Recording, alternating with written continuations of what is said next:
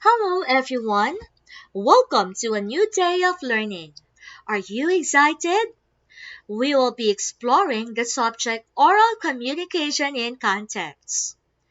I will be handling lesson 1 of week 1 of the first quarter, which is entitled Mastering the Nature of Communication, Key on Becoming an Effective Communicator.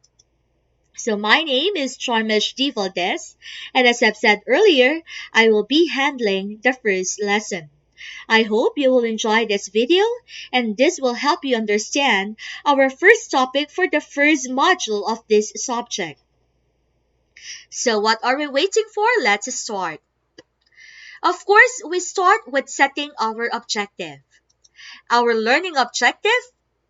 This presentation is designed for use by senior high school students who want to develop their communicative skill. It intends to differentiate and explain the elements of communication in order to effectively express a message, avoid communication breakdown, and become an effective communicator. So as we all know, communication is a vital tool in our day-to-day lives. Communication comes from the Latin word communis, which means commonness or commons. To be common means to come together or to commune, or to share something in common. In this lesson, you will have a more in-depth understanding of the nature and elements present in the process called communication. And moreover, you'll be able to identify the different elements in any communicative situation. There are three natures of communication. The first one is that communication is a process. Again, communication is a process. 2. Communication occurs between two or more people. When we say two or more people, we refer to them as the sender and the receiver. And 3. Communication can be expressed through written or spoken words, actions or nonverbal, or both spoken words and nonverbal actions at the same time. So let us discuss these three natures of communication. We say that communication is a process. How do we do that? The process of communication is a cyclic one, as it begins with the sender and ends with the sender in the form of feedback. It can take place upward, downward, or laterally throughout the organization. The process of communication as such must be continuous and dynamic interaction, both affecting and being affected by many variables. Look at the diagram below. You would notice the presence of the sender and the receiver, which are actually the participants in the communication process, which actually explained the second nature of communication, which occurs between two or more people, referring to the sender and the receiver. And of course, they are being affected by a lot of variables, such as the message itself, the channel, and the feedback. Well, we'll understand other variables or other elements as we go through this lecture. Next, the third nature as being mentioned in this video is that it can be expressed in written or spoken words, actions or nonverbal, or both spoken words and nonverbal actions at the same time, which would actually refer to the channel to be used in sending the information. Let us understand this deeper through the different elements of communication. When we say elements of communication, we refer to the different components that make up the communication process. In order for us to become an effective communicator, we have to understand these different elements or components in order to use them properly and avoid communication breakdown. There are actually 9 elements, and these elements are the following. 1, we have the speaker. The speaker is the source of information. The speaker or sender is the one who sends the message or the receiver. We also refer to it as the point of origin. Second is the message itself. The message is the information, the ideas or thoughts conveyed by the speaker in words or in actions. Third element is what we call encoding. There are 2 mini processes involved in a large process called communication, which are the encoding and decoding processes. Now, let's take a look at the differentiation of this. The process of converting the message into words, actions, and other forms that the speaker understands is called encoding. Again, it is the process of converting the message into words or actions. It is the same way as thinking about what the message you are going to send before sending it. 2, we have the decoding. Decoding is a mini process involved in a large process called communication, which refers to the interpretation of the encoded message of the speaker by the receiver. Again, the process of interpreting the encoded message is called decoding. 3 is what we call the receiver.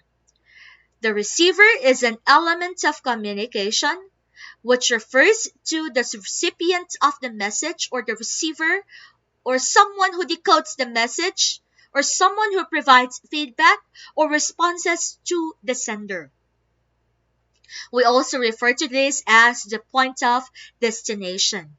Again, receiver is our point of destination, while the sender is the origin of the message. Next, another component or element of communication is what we call the feedback. The feedback is the reaction or the response or information provided by receiver. Learners, feedback is a very important element, a very important indicator in order for you to understand or in order for you to interpret by yourself whether or not your message has been received properly. Next, we also have the context. The context is an important element as well because this refers to the environment to where the communication takes place. There are a lot of instances in which the communication may actually vary and would have different meanings depending upon the situation they are in. Let's say, for example, if I would have to join my forefinger and my thumb, which would actually form 0 or okay, would have a lot of meaning in different places of the world. In the Philippines, this may mean money, this may mean okay, but in other parts of the world, this is actually an obscene figure. So if we say obscene figure, this is not a good figure. Okay? Then again, if we say context, it is the environment to where the communication takes place. And the message might vary, the meaning might vary depending upon the communication situation or the environment or the context which we are in. Next is what we call the channel. There are 2 ways in order to send and receive information. It can either be verbal or non-verbal. Verbal occurs when the message being sent by the sender is sent through the use of words, whether digitally, through speaking, or written. On the other hand, we say non-verbal if the message being conveyed is sent through non-verbal means, which makes use of actions rather than words. Another important is that the linguistic barrier or the barriers which impede the communication process. This limit the effective communication, and this might lead you to communication breakdown.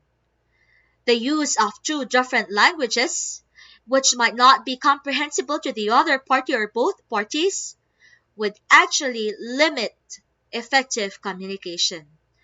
Other barriers would include psychological, emotional, cultural, and physiological.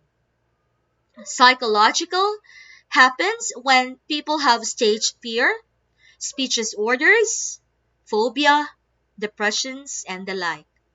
These conditions are very difficult to manage and would help or would aid you an expert in order to address it. Next is the emotional barrier.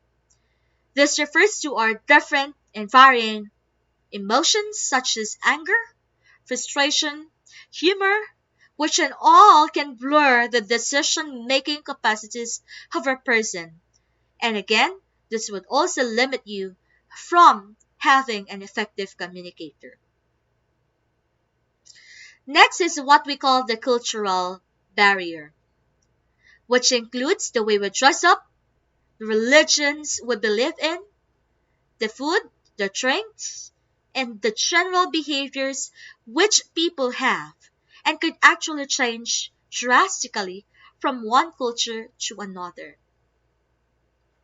And of course, we have the physiological feedback, which include noise, closed doors, faulty equipment used for communication in closed cabins.